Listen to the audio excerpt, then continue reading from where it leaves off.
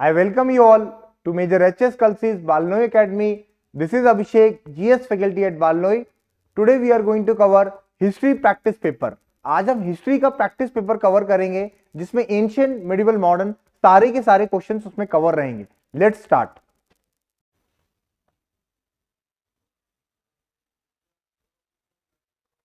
So here we go with our first question. तो पहला question बोलता है हमारा, ये मॉडर्न इंडिया से क्वेश्चन पूछा गया है. इसमें बोला गया है What was the object of Queen Victoria Proclamation? Queen Victoria Proclamation के क्या objectives हैं? What were the objectives for Queen Victoria Proclamation? So basically, to disclaim any intention to annex Indian states, to place Indian administration under British Crown, and to regulate East India Company trade with India. तो इसमें ये बोला गया 1858 में कि what were the Queen Proclamation? ऐसा हमने जाना कि revolt of 1857 हुआ. There was a revolt of 1857. After the revolt of 1857 there was a Queen Proclamation. और जो प्रोक्लेमेशन हुआ वो गवर्नमेंट ऑफ इंडिया एक्ट 1858 में बोला गया. इसमें क्या बोला गया? इसमें ये बोला गया the end of company rule totally, that is to disclaim any intention to annex Indian state. मतलब आप कोई भी इंडियन स्टेट को एनेक्स नहीं किया जाएगा, ये भी बोला गया. And to place Indian administration under crown, ये भी बोला गया. Means that is called end of company rule. Company rule को पूरी तरीके से खत्म किया जाए. डॉक्ट्रिन ऑफ लैप्स, मतलब जो बोला गया था, जो कि एक बहुत बड़ा कॉज था रिवॉल्ट ऑफ 1857 का, कि किसी भी टेरिटरी को एनेक्स कर सकता है अगर उसका राजा बिना किसी लेजिटिमेट हायर की मर जाता है. Adopted son can not become a legal heir. ये डॉक्ट्रिन ऑफ लैप्स में बोला गया था, जो कि लॉर्ड डलहौजी के द्वारा बोला गया था. तो ये भी बोला गया कि भाई to disclaim any intention to annex Indian state was there, to place Indian administration under British crown. Yes, Indian administration को ब्रिटिश क्राउन के अधीन हमको लाना जरूरी था, ऐसा इसमें बोला गया था. मतलब आप ईस्ट इंडिया कंपनी का इंडिया से कोई लेना देना नहीं था. और थर्ड स्टेटमेंट बोलता है to regulate East India company trade with India. The statement is wrong. The answer is A 1 and 2. आंसर ए है 1 and 2, क्योंकि ये बोला गया. ये चीजें आपको याद रखनी है. स्टेटमेंट बेस्ड क्वेश्चन है मॉडर्न इंडिया का, और ऐसे क्वेश्चन आते हैं. इसका जो आंसर रहेगा वो ए रहेगा. अब जो ट्रेड की बात करें, regulating company trade with India, ये रेगुलेटिंग एक्ट 1773 में स्टार्ट कर दिया गया था. ठीक है, तो ये ऑप्शन तो आपका गलत हो गया और पहले दूसरे ऑप्शन सही है. आंसर जो रहेगा वो रहेगा 1 and 2.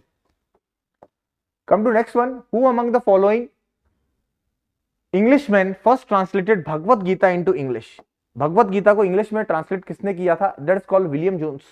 A option is correct. William Jones has translated Bhagavad Gita into English. A option is absolutely correct. Alexander Cunningham की बात करें तो अलेक्जेंडर कनिंघम कौन थे? Alexander Cunningham is first director general of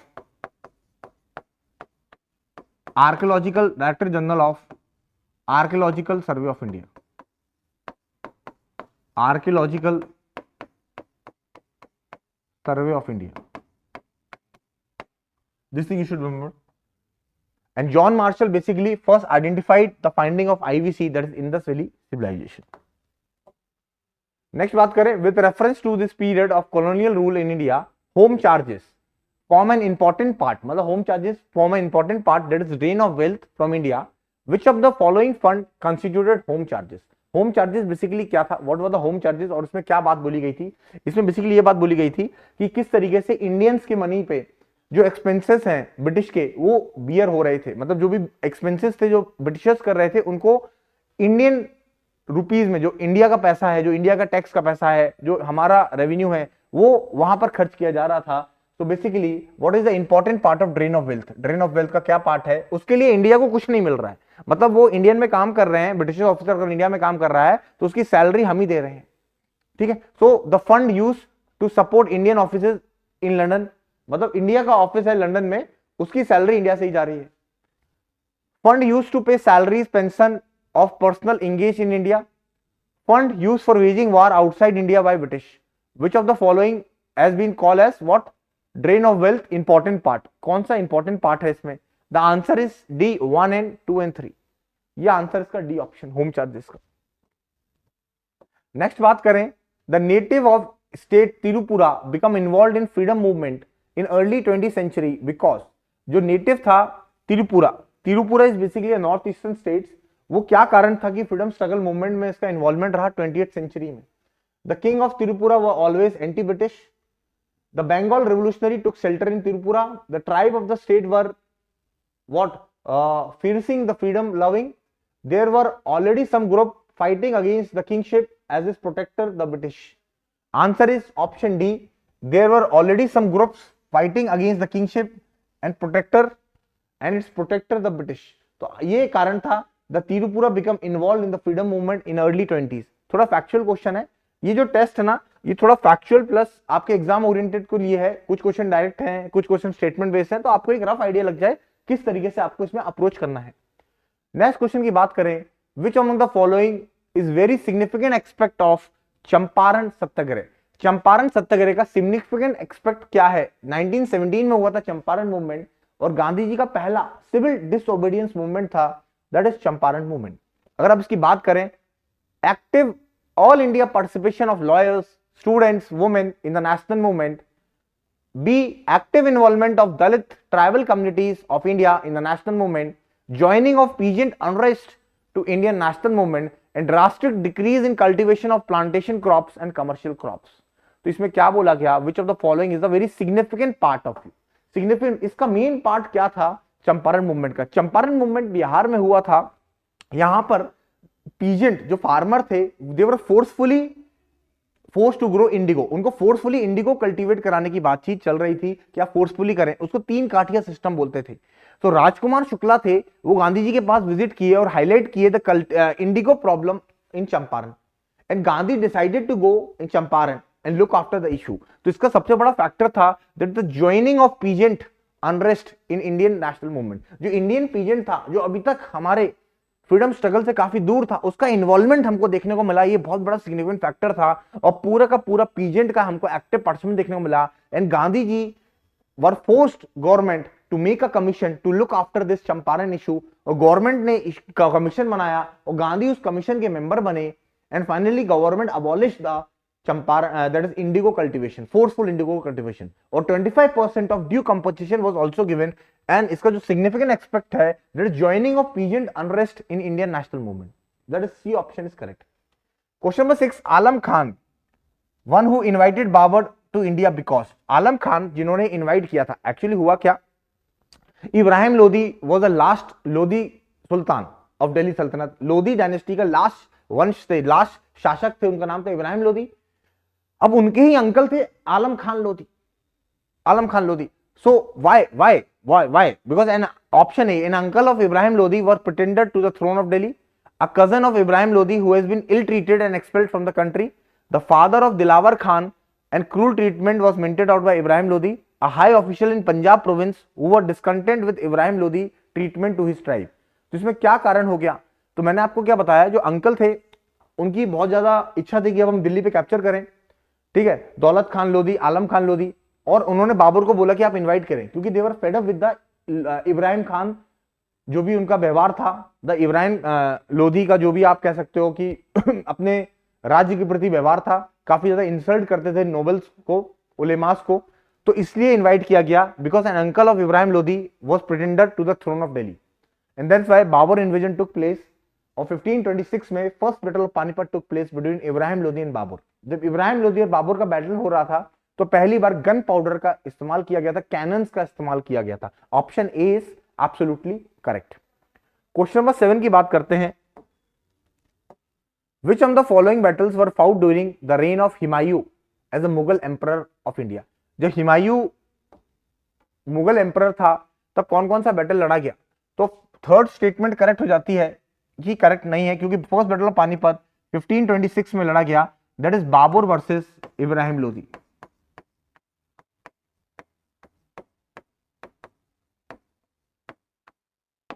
same way battle of Ghaghra भी नहीं लड़ा गया, ये Babur versus the uncle of Ibrahim Lodhi के बीच में लड़ा गया.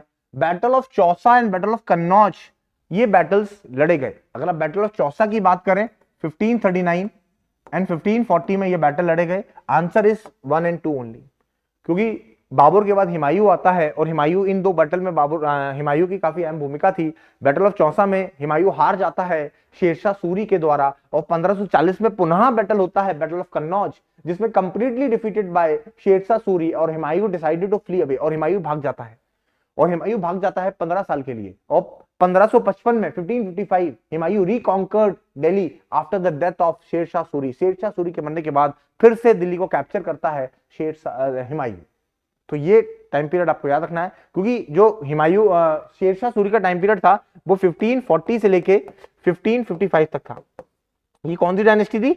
इसमें आपकी एक डायनेस्टी थी that's called should dynasty. Should dynasty was ruling, ठीक है।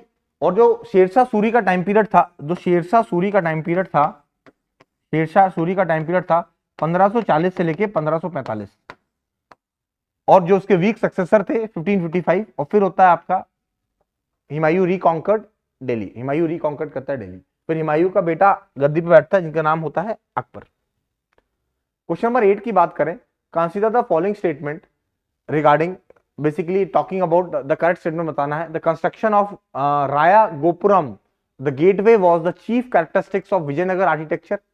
वित्तल Swami, Kailashnath, Hazara Ramaswamy temple were the best example of Vijayanagar temple architecture. ये सबसे बेस्ट एग्जांपल है विजयनगर टेम्पल ऑफ आर्किटेक्चर के। Which of the following statement are correct? So you should be remember Vittal Swami temple, Kailashnath Swami temple are not the best example of temple architecture of Vijayanagar, उसके time पे नहीं थे, but Raya Gopuram were the chief characteristics of Vijayanagar architecture. Option A is correct. तो Vijayanagar empire आपके लिए बहुत important हो जाता है। फ्रॉम 1300 से 1500 तक ये लोग राइज करते हैं। विजयनगर किंगडम के जो फाउंडर होते हैं उनका नाम होता है हरिहरा बुक्का। एग्जामिनेशन में कई बार क्वेश्चन ये भी आता है, विजयनगर किंगडम जब इंडिपेंडेंट हुए थे उस समय इंडिया में कौन रूल कर रहा था? उस समय तुगलक वंश के राजा मोहम्मद बिन तुगलक इंडिया में रूल कर रहे थे। When the 3 southern states become independent, that is Vijayanagar kingdom, another one that is called Bahmani kingdom, and third one that's called Madurai kingdom become independent. Question number 9 की बात करते हैं। Consider following statement regarding bhakti movement. Bhakti movement से संबंधित question है। इसमें बोला गया है Nimbarka and Vallabhacharya were the preachers of Vaishnava bhakti in Telangana region. Surdas was the disciple of Ramananda. Surdas was the worshipper of Rama in North India, and Mirabai was a great devotee of Krishna, and she became popular in Rajasthan for her bhajans. So Mirabai basically a devotee of Krishna और बहुत popular थे अपने भजन्स के regarding. तो here 4 option is absolutely correct. And Nimbarkara and Vallabhacharya were the preacher of Vaishnava Bhakti of Telangana region. Again this statement is correct. Surdas was a disciple of Ramananda. No, the Surdas was not a disciple of Ramananda. And Surdas was worshipper of Rama. No, Surdas worshipper भी नहीं थे. Direct question था. Answer will be 1 and 4. B option here is correct. So statement based question भी हमने आपको बताया कि किस तरीके से statement based question आ सकते हैं। अगर आप नेक्स्ट क्वेश्चन की बात करें, आप लोगों ने क्वेश्चन देख ही लिए थे क्योंकि ऑलरेडी आपको टेस्ट पेपर भेज दिया गया था और हम यहाँ पर डिस्कस करने आए हैं। With reference to the religious history of medieval history, the Sufi mystics were known for pursue of which of the following practices. किसके बारे में बात करते हैं? सूफी। ये meditation and control of the breath की बात करते हैं, ये एक्सरसाइज की बात करते हैं, the severe exercise in the lonely place, आप शांत रह के एकांत में बैठ के अपना काम करें, and basically they promote the holy song. So इस तरीके से ये 3 पॉइंट बोले गए थे। इसमें बोला गया था कि क्या क्या इसमें बोला गया है सूफी संत के द्वारा। तो आंसर रहेगा both 1, 2, 3 is correct. All 3 statements are correct. So this is the question number 10th. If I'll go with the question number 11th, which of the following statement are correct with respect to features of Gandhara and Mathura School of Art? Gandhara और Mathura school of art की बात करें तो कौन सा statement इसमें सही बोला गया है? The Mathura school of art exhibits the spiritual feeling of Buddha image which largely absent in Gandhara. मतलब ये बोला गया है मथुरा स्कूल में कि बुद्धा की एग्जिबिट जो स्पिरिचुअल फीलिंग है वो उसके बुद्धा इमेज में देखी गई है और जो कि गांधारा में नहीं देखी गई है। Both school are comprise the images only of Hindu gods. क्या दोनों ही हिंदू गॉड्स की इमेजेस की बात करते हैं? The one statement both 1 and 2 और 2 स्टेटमेंट और नन। क्या बात बोली गई? देखिए भैया ये हिंदू गॉड की बात नहीं करते हैं। मथुरा स्कूल ऑफ आर्ट में हिंदू गॉड्स की हमको इमेजेस देखने मिलती है, गांधारा में नहीं मिलती है। लेकिन मथुरा गॉड में जो इमेज देखी गई है वो स्पिरिचुअल फीलिंग देखी गई है बुद्धा इमेज की, वेयर एज ये चीजें एब्सेंट देखने को मिली है गांधारा स्कूल ऑफ आर्ट में, जो कि आपको अफगान रीजन में देखने को मिलती है, सेंट्रल एशिया में देखने को मिलती है। आंसर जो होगा वो A option will be your correct option. Next question की बात करते हैं। Which of the following statement about Mohammad bin Tughlaq? देखिए Mohammad bin Tughlaq was the second ruler of Tughlaq dynasty. The founder of Tughlaq dynasty was Ghiyasuddin Tughlaq. Ghiyasuddin adopted the title of Ghazi and Tughlaqnama was written by Amir Khusrau at that time. उसके बाद उसके next successor आते हैं, उनका नाम होता है Mohammad bin Tughlaq. The only I am saying the most educated guy in terms of literature, philosophy, art, everything, the most educated guy of Delhi Sultanate, the most unsuccessful guy of Delhi Sultanate. Why? Because whatever the experiment he tried all become a failure. The founder of Tughlaq dynasty was Mohammed bin Tughlaq. Founder अभी मैंने बोला आपको, जो मैं basic point बता रहा हूं, founder नहीं थे, फाउंडर गयासुद्दीन तुगलक थे। क्वेश्चन को समझो और क्वेश्चन को आप देखें किस तरीके से होता है। Mohammad bin Tughlaq issued copper coin at par with value of silver tanka. बिल्कुल, ये अपने एक्सपेरिमेंट के लिए फेमस था। इसने कैपिटल चेंज करी, इसने कॉपर करेंसी इंट्रोड्यूस करी, इसने कराची एक्सपेडिशन किया, खानदार खुरासन एक्सपेडिशन किया, सारे के सारे फेल हो गए। He maintain diplomatic relation with far with other country, Egypt, China and Iran. क्या यह है? ऐसा बिल्कुल है। Answer is 2 and 3। अगर मुझे इस क्वेश्चन के बारे में बिल्कुल भी नहीं जानकारी है, मुझे इतना पता है founder of this dynasty was not Mohammad bin Tughlaq, founder was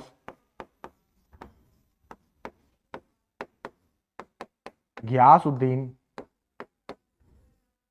Tughlaq. Answer is B 2 and 3। Getting the point? आप क्वेश्चन समझ रहे हो? मैं हर एक चीज आपको बता रहा हूं कि आप बहुत इजीली, हमने ये लेक्चर्स में भी कवर किया है, हर जगह हमने कवर किया है, आप इसको बहुत आसान तरीके से कर सकते हो।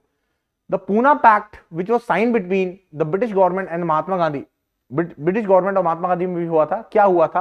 1934 पूना पैक्ट बेसिकली गांधी और अंबेडकर जी के बीच में हुआ था। इसमें क्या बोला गया था? इसमें बोला गया था the joint electorate with the reservation of Harijans. Joint reservation की बात की गई थी, क्योंकि हुआ क्या था, जब सेकेंड राउंड टेबल कॉन्फ्रेंस होने लंदन में गए थे, तब B R Ambedkar representing the depress class demanded separate electorate. उन्होंने सेपरेट इलेक्टोरेट की बात की थी and Gandhi ji was not in favour of separate electorate. और गांधी जी बिल्कुल फेवर में नहीं थे सेपरेट इलेक्टोरेट के। और फिर बाद में जाके Gandhi ji came out from the second round table conference and second round table conference become a failure and then Poona pact was signed between Gandhi and Ambedkar, where Ambedkar was given up the demand of separate electorate. Ambedkar, B R Ambedkar sahab ने separate electorate की demand छोड़ दी और गांधी ने बोला कि हम आपको joint electorate देंगे with the reservation for Harijan, rather than giving separate electorate for Harijans. ठीक है, हम आपको ज्वाइंट इलेक्टोरेट देंगे, the some seats will be reserve for them. Answer is D. अगर आप बात करें सेपरेट इलेक्टोरेट फॉर मुस्लिम्स, इनको कब मिला था? इनको 1909 में मिला था। That is what Morley Minto reform, इनको मॉर्ले मिंटो रिफॉर्म में दिया गया था। ये क्वेश्चन कई बार पूछा गया है। The first time separate electorate Muslim को कब मिला था? That is Morley Minto reform 1909, वो the first separate electorate was given. Second one, 14 question, the early religion, early Vedic was primarily, जो अर्ली वैदिक का जो रिलीजन था, आप बात करें 1500 से 1000 बीसी के दौरान, जब वैदिक काल में बात करें, उस समय जो प्राइमरी रिलीजन था वो किसका था? भक्ति का था, इमेजेस ऑफ वर्शिप का था, नेचर और यजनास का था, और नेचर और भक्ति का था। The answer is worship of nature and yajnas, nature और यजनास का था। The answer is that is called C option. Come to next one, question number 15। The Jain philosophy hold that world is created. The Jain philosophy hold the world is created and maintained by what? Universal law, universal truth, universal faith, and universal soul. Which of the following statement are basically correct? The answer is basically that is option A, universal law. Question number 16 की बात करें, which of the following statement of Sangam literature in ancient India or ancient South India is correct? So Sangam poet are devout to any reference to material culture. The social classification of Varna is known to Sangam poet.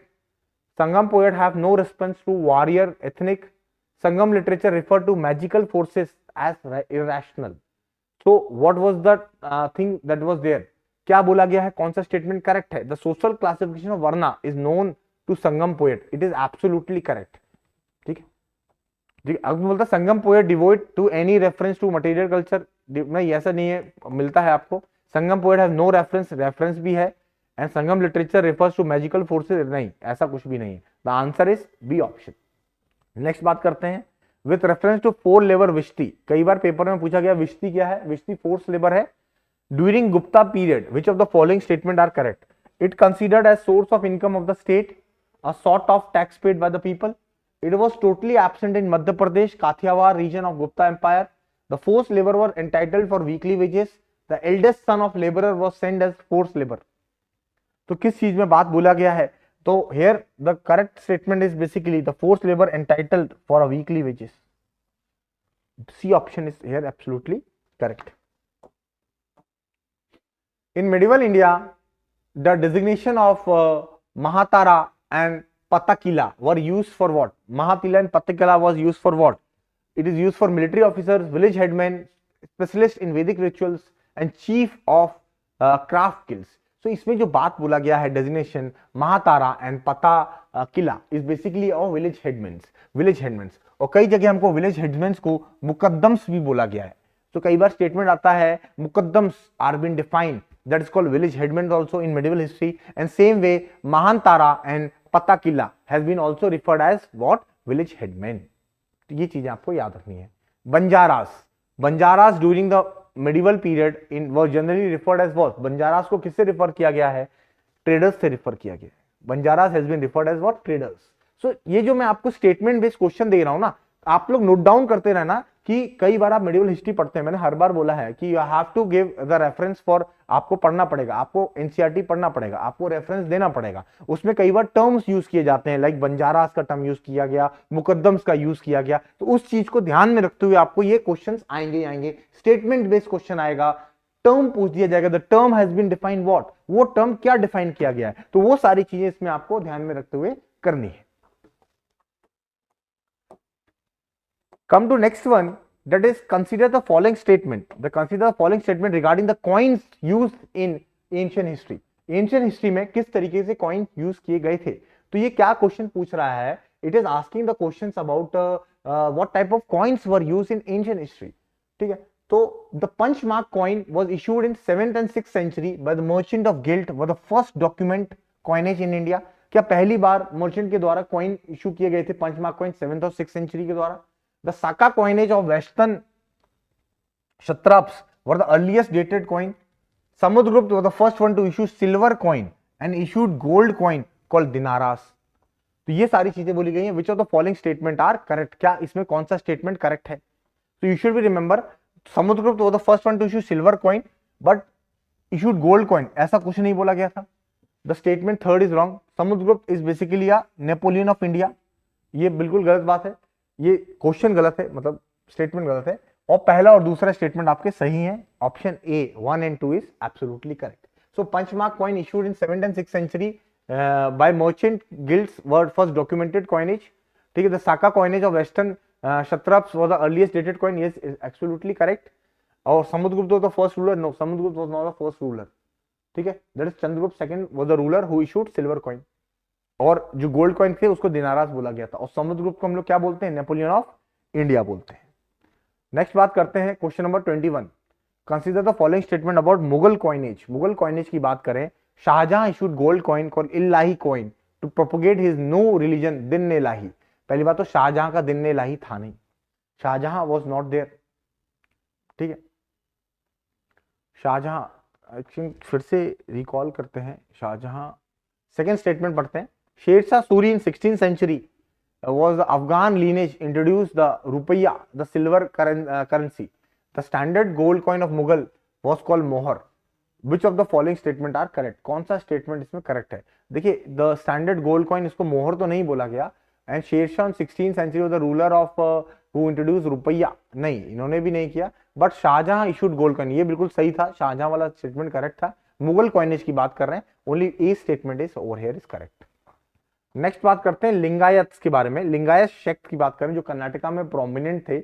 So here the Lingayat worship the Shiva in his manifestation as Adinath and wear small Adinath a silver case on a loop strung over left shoulder. They challenge the idea of caste and question the theory of rebirth. So पहला statement यहां पर गलत होता है. Second statement बिल्कुल correct होता है. Because they challenge the idea of caste and theory of rebirth. Rebirth की क्वेश्चन को थ्योरी करते हैं और कास्ट के आइडिया को काफी ज्यादा चैलेंज करते हैं. बट ये शिवा को वर्शिप नहीं करते थे. ठीक है. क्वेश्चन नंबर 23 की बात करते हैं. Consider the following statement about bronze casting. Bronze casting की बात करें. ब्रॉन्ज कास्टिंग मतलब आप इमेज लेते हैं, उसमें ब्रॉन्ज भर देते हैं, फिर जब इमेज को तोड़ते हैं तो एक इमेज बन के आ जाती है, स्ट्रक्चर बन के आ जाता है. So bronze statue was made during lost waste technique. इसी के माध्यम से होता है. Bronze casting was popular in all the centre of IBC. बिल्कुल, आप एक चीज याद रखो, इसका आंसर सी है both 1 and 2. Indus valley civilization को ब्रॉन्ज एज सिविलाइजेशन भी बोलते हैं, चारकोलिथिक एज भी बोलते हैं, क्योंकि यहाँ पर आयरन नहीं था, बट अदर मेटल्स हमको जानकारी मिलती है। तो लॉस वेस्ट टेक्निक उनके पास पॉपुलर थी, बहुत सारे सेंटर्स भी हमको देखने को मिले हैं जहां पर इस चीज का प्रयोग भी किया जाता है। मेजर पार्ट आपको राजस्थान में नॉर्थ वेस्टर्न पार्ट में इसको देखने को मिलता है। क्वेश्चन नंबर 24 की बात करें, regarding the Indus valley civilisation consider the following statement, इस स्टेटमेंट को बताएं। So basically it was predominantly a secular civilisation and religious element though present but did not dominate the scene. बिल्कुल बात है, secular civilisation हमको देखने को मिलता है, रिलीजियस एलिमेंट प्रेजेंट तो है बट सीन डोमिनेट नहीं करते। मतलब आपको कहीं बहुत सारे टेंपल नहीं मिलते, बहुत सारे पैलेसेस नहीं मिलते, बहुत सारे रिलीजियस प्लेसेस नहीं मिलती हैं, बट रिलीजन था, बट डोमिनेट नहीं करता था आईवीसी के टाइम पे, but did not dominate during IVC time. During this period cotton was used for manufacturing textile in India. हम सबको पता है कि IVC people were the first one two produce cotton in the world. ये पहले थे जो कॉटन प्रोड्यूस करते थे और टेक्सटाइल के लिए यूज होता था। Answer is both 1 and 2 is correct. Next बात करें question number 25, which of the following are the characteristics of IVC people. IVC people की कैरेक्टरिस्टिक्स की बात करते हैं। So they possess great temple and palaces. क्या इनको टेंपल और पैलेसेस मिलते थे? ऐसा तो नहीं मिलता था। They worship both male and female deity, बिल्कुल सही है। And horse drawn chariot were use in warfare, बिल्कुल नहीं। चैरियट वगैरह तो यूज करते थे लेकिन हॉर्स ड्रॉन नहीं करते थे क्योंकि हॉर्स के बारे में जानकारी नहीं थी। Answer is B option, that is 2 only. देखिए क्वेश्चन को पढ़ें तो तक आप पूरी चीज नहीं समझोगे। जो भी हमने आपको क्लास में पढ़ाया या जो भी रेफरेंस आप पढ़ते हैं उसमें साफ साफ लिखा हुआ है, they do not have any knowledge of horses, although horse bones have been founded in Surkotada, that is Gujarat, but you can not called the horse were dominated throughout the IVC period. आप IVC period में dominate नहीं करते, ये चीज आपको याद रखनी है। नेक्स्ट बात करते हैं Jakarta history museum located in old Jakarta. अच्छा पहले तो ये बताओ कि अभी जकार्ता हमारी कैपिटल है इंडोनेशिया की, बट इंडोनेशिया की कैपिटल को रीशिफ्ट कर दिया गया है फ्रॉम जकार्ता टू नुसंतारा, नई कैपिटल बन गई है। So Indonesia was once the headquarter of which of the following, British East India Company, Dutch, Portuguese और Danish. The answer is Dutch. अगर आप इंडिया में बात करें तो इंडिया में जो ब्रिटिशर्स आए थे, ब्रिटिश ईस्ट इंडिया कंपनी, वो 1600 में आई थी, ठीक है। डच की बात करें तो ये 1598 में आए थे, ठीक है। पोर्चुगीज की बात करें तो ये 1498 में आए थे, 1596 में आए थे, ठीक है। आप डेनिस की बात करें तो 1616 में आए थे। तो ये चीज थी। तो डच ईस्ट इंडिया कंपनी कब बनी थी हमारी? 1602 में बनी थी। पोर्चुगीज 1628 में बनी थी और डेनिस 1616 में बनी थी। लेकिन इस चीज को आपको याद रखना है, answer is Dutch. Arrange the following state chronology as per their annexation of doctrine of lapse. अब डॉक्ट्रिन ऑफ लैप्स के बारे में मैंने आपको अभी स्टार्टिंग में बताया था। It was introduced by Lord Dalhousie, Dalhousie के द्वारा इसको इंट्रोड्यूस किया गया था। इसमें क्या बोला गया था डॉक्ट्रिन ऑफ लैप्स में? Adopted son can not become a legal heir. गोद लिया हुआ पुत्र गद्दी पे नहीं बैठ सकता है। अगर कोई भी गोद लिया हुआ पुत्र गद्दी पे बैठेगा उसकी टेरिटरी ब्रिटिश की टेरिटरी में मर्ज कर दी जाएगी। Adopted son can not become a legal heir. If an adopted son become unlegal heir so their territory will be merged into British territory। British territory में उसकी टेरिटरी मर्ज कर दी जाएगी। इसके चलते बहुत सारे लोगों का सिंहासन छीन लिया गया। सतारा 1848 में सतारा को लिया गया। Sambalpur 1849, Udaipur 1852, Nagpur 1854, Jhansi 1853 and many ruler lost their empire। तो आंसर विल बी 1423। 1423 इसका करेक्ट आंसर होगा। With reference to the entry of European power into India, which one of the following statement are not correct? कौन सा not correct है? Which reference to the entry of European power in India, which of the following statement are not correct? कौन सा correct नहीं है?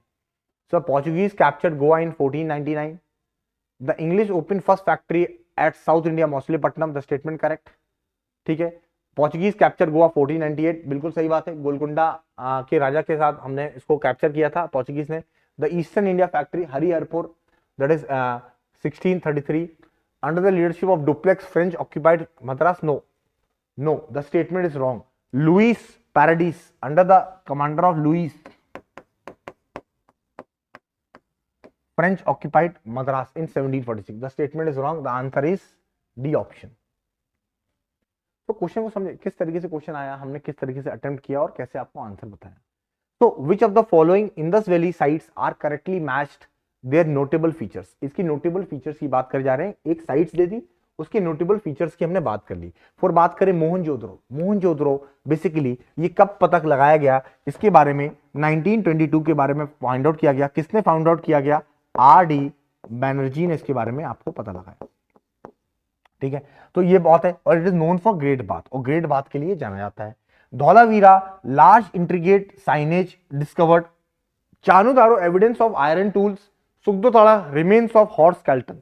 तो देखिए धौलावीरा है जो कि हमारी ये इंट्रीगेट करता है, साइनेज डिस्कवर्ड हुआ है। जो धौलावीरा है हमारा वो हमारे गुजरात में है, it's in Gujarat and you should be remember. And Dholavira is basically that is called unique rain water harvesting के लिए भी फेमस है। ठीक है, और Chanhudaro the evidence of early iron tool, no, क्योंकि हमको इतना याद है कि आयरन टूल तो मिलता ही नहीं था, it's a bronze age civilisation. Surkotada remains of horse skeleton is there, again it is in Gujarat. The answer is 1, 2 and 4। तो मैंने ये सारी चीज बताई, और ये किसके लिए जाना जाता था? यूनिक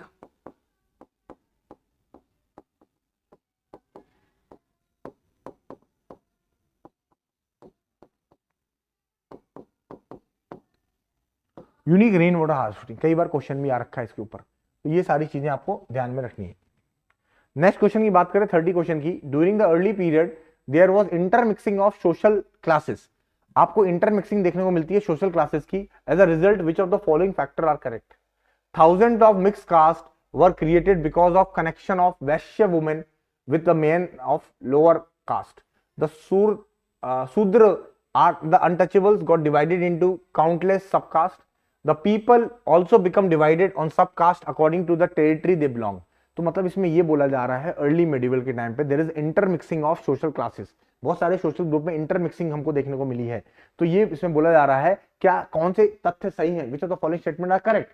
तो बोला गया है thousands of mix caste were created, बिल्कुल सही बात है, बहुत सारी कास्ट क्रिएट हो गई थी। The Shudra and untouchables got divided, caste के नीचे कास्ट, सब कास्ट, और डिफरेंट टेरिटरी में होते रहे, उस तरीके से डिवाइड होता रहा। And people become divided according to territory they basically belong. So here answer is 1, 2 and 3। D option is over here is absolutely correct. यहां पर डी ऑप्शन हमारा पूरी तरीके से करेक्ट होता है। नेक्स्ट बात करते हैं, who among the following let the down the punishment of a person become mendicant without adequate provision for dependent wife and children? So which of the following laid down the punishment? किसने ऐसा punishment laid down किया गया था कि that is a person becoming mendicant without making adequate provision for dependent wife and children? ठीक है, तो ये Manu, Yajnavalkya, Kautilya and Narada. So it is basically laid down the punishment that is called Kautilya. Kautilya के लिए बोला गया था, इसको फादर ऑफ इंडियन मैकेविली और फादर ऑफ इंडियन मैकेविली बोलते हैं। एंड ही रोट व्हाट, इन्होंने एक चीज लिखी थी उसका नाम है अर्थशास्त्र। अर्थशास्त्र, और अर्थशास्त्र है क्या? ये कई बार क्वेश्चन में आया है, ये स्टेट क्राफ्ट है, it's a statecraft. It deal with what? War, diplomacy, kingships, enemies. तो इस गवर्नेंस के बारे में कौटिल्य अर्थशास्त्र है, तो इसके बारे में, स्टेट क्राफ्ट के बारे में, इसके पूरी चीज के बारे में डिफाइड करता है। बात करते हैं 32 के बारे में। Which of the following known as Mamallan the great wrestler? किसको बोला गया है? ये बोला गया है दैट्स कॉल्ड नरसिंहवर्धन, नरसिम्हा वर्मन को बोला गया। डायरेक्ट क्वेश्चन है ये, डायरेक्टली एनसीईआरटी में भी मेंशन है। Mamallan was a great wrestler of what? That is Narasimhavardhan. Question number 33 की बात करें, which of the following statement about Qutubuddin Aibak? अगर आप कुतुबुद्दीन ऐबक की बात करें, ये स्लेव है किसका? मोहम्मद गौरी का। He was a slave of Mohammad Ghori. He was a slave of Mohammad Ghori. He led the foundation of Delhi sultanate. Delhi सल्तनत की स्थापना की थी। दिल्ली सल्तनत का टाइम पीरियड आप देखोगे तो दिल्ली सल्तनत 1206 से लेके 1290 तक रूल करते हैं दिल्ली में। He was the founder of Seif dynasty. He conquered Gwalior and compelled the first ruler to pay heavy tribute. He plundered many temples of Bundelkhand and got huge booty. He married the daughter of Tajuddin Yalduj. तो which of the following statement here is basically your correct? कौन सा statement आपका इसमें correct होता है? Question number 33 की बात करें, so here he conquered Gwalior and compelled, correct. He plundered many temples, no ऐसा कुछ नहीं था, that is 1 and 2 is also there, ठीक है। He married the daughter of Yalduz, which of the following statement is correct? So पहला बिल्कुल सही था, second statement is also correct, third statement is also correct. D option both 1, 2 and 3 statement over here is correct about Qutubuddin Aibak.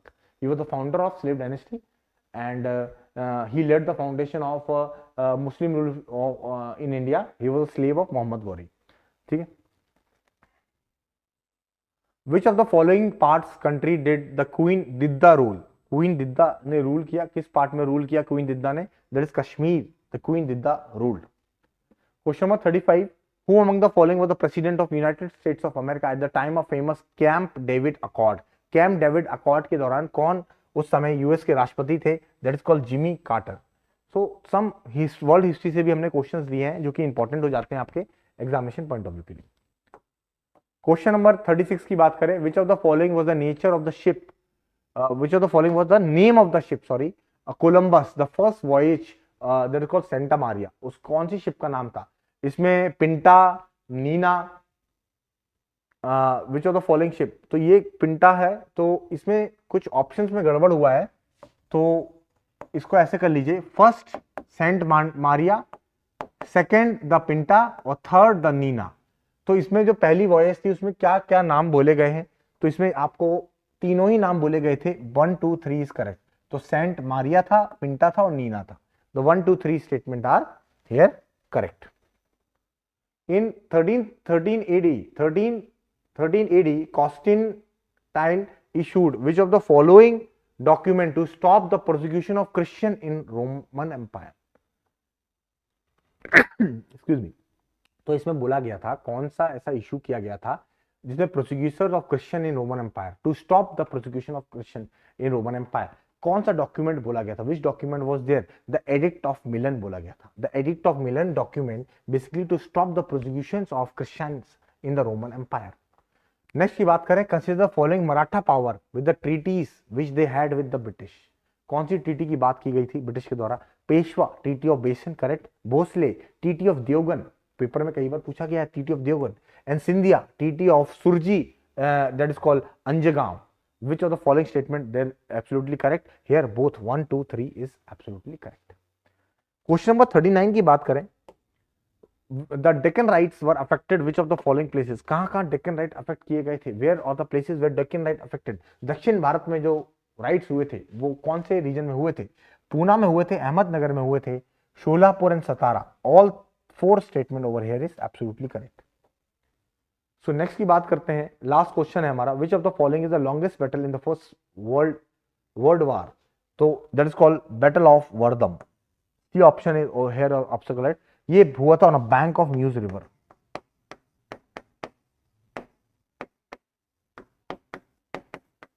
In a bank of Meuse river.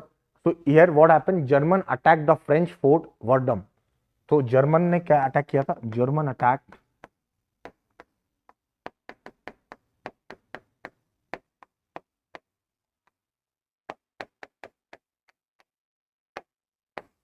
So this was the longest battle of Verdun. This thing you should be remember. और यहाँ पर हमने अपने 40 questions history practice के हमने पूरे discuss किए.